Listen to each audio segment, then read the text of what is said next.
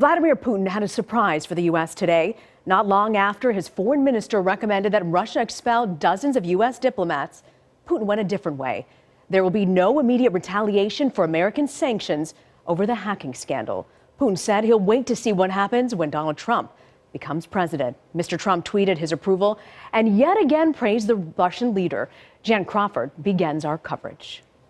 Within hours of Vladimir Putin's announcement that U.S. diplomats would not be expelled, a convoy of Russians from one of the compounds closed by the administration arrived at the Russian embassy in Washington.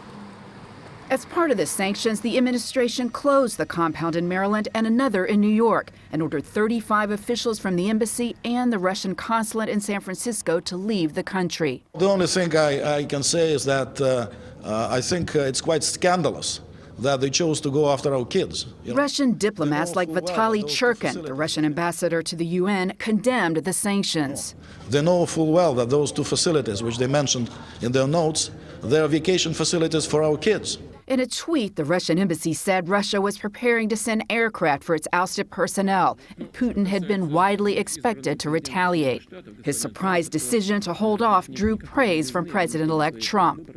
In a tweet Friday afternoon, Trump said, "Great move on delay by V. Putin. I always knew he was very smart."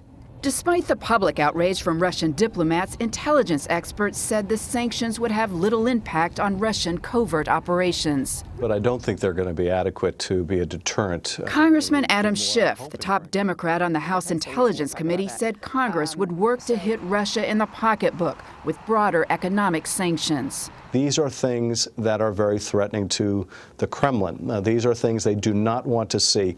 So when you're designing a deterrent, you have to say, what will impose a real cost that will get their attention? This imposes a real cost. Now, Schiff said it would be a bipartisan effort, and this afternoon, Republican Senator John McCain said the U.S. has to do more. I mean, this is an issue, Rena, that Democrats and senior Republicans agree on, and that's going to make it harder for Mr. Trump to ignore. Jan Crawford, thank you.